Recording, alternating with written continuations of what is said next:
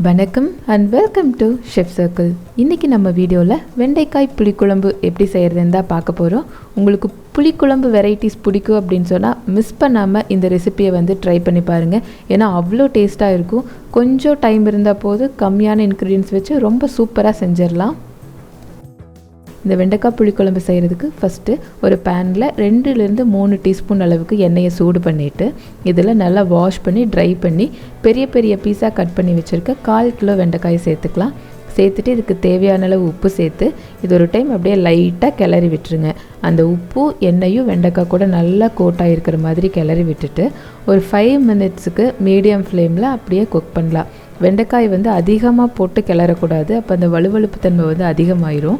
So அப்படியே ஒரு 5 நிமிஷத்துக்கு குக் பண்ணிவிட்டு மறுபடியும் ஒரு பரட்டி விட்டு இன்னொரு 5 நிமிஷத்துக்கு குக் பண்ணிடுங்க. அப்போ குக் பண்ணும்போது அந்த வெண்டைக்காய் வந்து ஒரு 3/4 திட்டம் வெந்து அப்படியே ஒரு ப்ரௌனாக ஆன மாதிரி இருக்கும். இதை ஒரு பவுலில் ட்ரான்ஸ்ஃபர் பண்ணிவிட்டு அதுக்கப்புறம் அதே பேனில் 1 டேபிள் ஸ்பூன் அளவுக்கு நல்லெண்ணெய் சேர்த்துக்கோங்க. எந்த புளிக்குழம்பாக இருந்தாலும் நல்லெண்ணெய் தான் ஒரு நல்ல ஃப்ளேவர் கொடுக்கும். இதில் 1/2 டீஸ்பூன் சீரகம், 1 கொத்து கருவேப்பிலை சேர்த்துட்டு ஒரு 10 பூண்டு பல் சேர்த்துக்கலாம். 10 பூண்டு பல் சேர்த்துட்டு இது நல்லா கிளறி விடுங்க. இந்த பூண்டு வந்து நல்லா கலர் சேஞ்ச் ஆகி குக் ஆகிருக்கணும், அந்த அளவுக்கு இதை வந்து குக் பண்ணிக்கோங்க. எல்லாமே வந்து ஒரு மீடியம் ஃப்ளேம்லேயே வச்சு குக் பண்ணுங்கள், அப்போ நல்லாயிருக்கும் இந்த குழம்போட டேஸ்ட்டு. ஸோ இந்த மாதிரி பூண்டு வெந்ததுக்கப்புறம் இதில் ஒரு 100 கிராம் அளவுக்கு சின்ன வெங்காயம் சேர்த்துட்டு இந்த சின்ன வெங்காயமும் பொன்னிறமாக வர்ற வரைக்கும் வதக்கிக்கலாம். இதுவும் ஒரு 4 நிமிஷம் எடுத்துக்கும். வெங்காயம் நல்லா வதங்கினதுக்கப்புறம் இதில் ரஃப்பாக கட் பண்ணி வச்சுருக்க ஒரு 2 தக்காளி, ஒரு மீடியம் சைஸ் தக்காளி வந்து 2 சேர்த்துட்டு இந்த தக்காளியும் நல்லா சாஃப்டாக குக் ஆகிற வரைக்கும் வதக்கிக்கோங்க. ஸோ இந்த மாதிரி சாஃப்டாக குக் ஆனதுக்கப்புறம் இதில் 1 கப் அளவுக்கு துருவன தேங்காய் சேர்த்துக்கலாம். தேங்காய் சேர்த்துட்டு இதையும் ஒரு 2 நிமிஷத்துக்கு நல்லா வதக்கி விட்டுக்கலாம். எல்லாம் நல்லா வதங்கினதுக்கப்புறம் இதை வந்து ஒரு மிக்சர் ஜாரில் மாற்றிட்டு நல்லா ஆற வச்சு கொஞ்சமாக தண்ணி சேர்த்து நல்லா ஸ்மூத்தான பேஸ்ட்டாக அரைச்சி எடுத்துக்கலாம். இதை வந்து சைடில் வச்சுட்டு ஒரு பேனில் 2 டேபிள் ஸ்பூன் அளவுக்கு நல்லெண்ணெய் சேர்த்துக்கோங்க.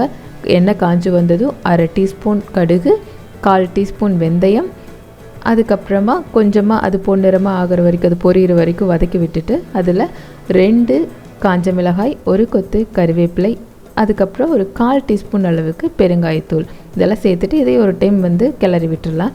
கிளறி விட்டுட்டு நம்ம ஆல்ரெடி ரெடி பண்ணி வச்சுருக்க பேஸ்ட்டை வந்து சேர்த்துக்கலாம்.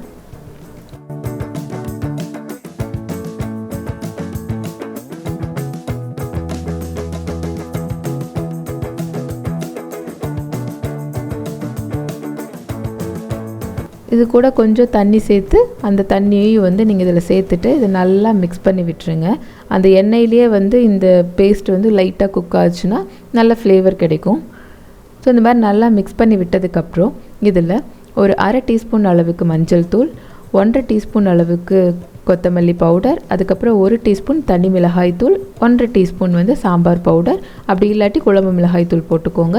அதுக்கப்புறம் இந்த குழம்புக்கு தேவையான அளவு உப்பு. ஆல்ரெடி நம்ம வெண்டைக்காய் ஃப்ரை பண்ணும்போது கொஞ்சம் உப்பு சேர்த்துருக்கோம், ஸோ அதனால் இதில் பார்த்து சேர்த்துக்கோங்க. எல்லாத்தையும் சேர்த்துட்டு இதை நல்லா மிக்ஸ் பண்ணி விட்டுடலாம். இந்த நம்ம போட்ட மசாலா எல்லாம் அந்த பேஸ்ட் கூட நல்லா மிங்கிள் ஆகிற மாதிரி மிக்ஸ் பண்ணி விட்டுட்டு இதில் 1 கப் அளவுக்கு புளி தண்ணி சேர்த்துக்கலாம். நான் ஒரு லெமன் சைஸ் அளவுக்கு புளியை வந்து தண்ணியில் ஊற வச்சு நல்லா கரைச்சி எடுத்து ஃபில்ட்ரு பண்ணி வச்சுருக்கேன். இதை சேர்த்துட்டு நல்லா மிக்ஸ் பண்ணி விட்டுருங்க. நல்லா மிக்ஸ் பண்ணதுக்கப்புறம் இதில் இன்னும் கொஞ்சம் தண்ணி சேர்த்துக்கோங்க. ஒரு கப் அளவுக்கு தண்ணி சேர்த்துட்டு அதையும் மிக்ஸ் பண்ணி விட்டுட்டு இதை வந்து கவர் பண்ணி ஒரு 5 நிமிஷத்துக்கு மீடியம் ஃப்ளேமில் வச்சு குக் பண்ணுங்கள். கம்ப்ளீட்டாக எல்லா ப்ராசஸுமே வந்து மீடியம் ஃப்ளேம்லேயே குக் பண்ணுங்கள். ஸோ இந்த மாதிரி ஒரு மாதிரி நல்லா குக்காகி வந்துடும். அதுக்கப்புறம் இதில் நம்ம ஃப்ரை பண்ணி வச்சுருக்க வெண்டைக்காய் சேர்த்துட்டு லைட்டாக அப்படியே ஒரு மிக்ஸ் பண்ணிவிட்டு மறுபடியும் இதை க்ளோஸ் பண்ணி மறுபடியும் ஒரு 5 மினிட்ஸுக்கு லோ ஃப்ளேமில் வச்சு குக் பண்ணுங்கள். அப்படி குக் பண்ணும்போது இந்த வெண்டைக்காவோட ஃப்ளேவர் வந்து இந்த குழம்புல நல்லா இறங்கி அந்த எண்ணெய் எல்லாம் பிரிஞ்சு வர்ற மாதிரி ஆகும். ஸோ பார்த்திங்கன்னா தெரியும், எண்ணெயெல்லாம் நல்லா பிரிஞ்சு வந்துருச்சு.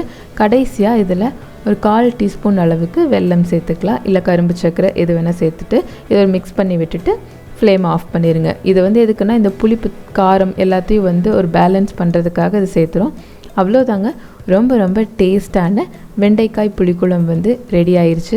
இதை கண்டிப்பாக நீங்கள் ட்ரை பண்ணி பார்த்துட்டு எப்படி வந்துச்சு அப்படின்னு சொல்லி உங்களோட ஃபீட்பேக் எனக்கு கமெண்ட்டில் சொல்லுங்கள். ப்ளஸ் உங்களோட சப்போர்ட் இல்லாமல் எதுவுமே பாசிபிள் கிடையாது. அதனால் இது வரைக்கும் நம்ம சேனலை சப்ஸ்கிரைப் பண்ணலைன்னா மறக்காமல் சப்ஸ்கிரைப் பண்ணுங்கள். கூடவே பக்கத்தில் இருக்கிற பெல் ஐக்கானையும் ப்ரெஸ் பண்ணுங்கள். அப்போ தான் நான் போகிற வீடியோஸோட நோட்டிஃபிகேஷன் உங்களுக்கு வரும். தேங்க்யூ ஃபார் வாட்சிங். Take care. பை.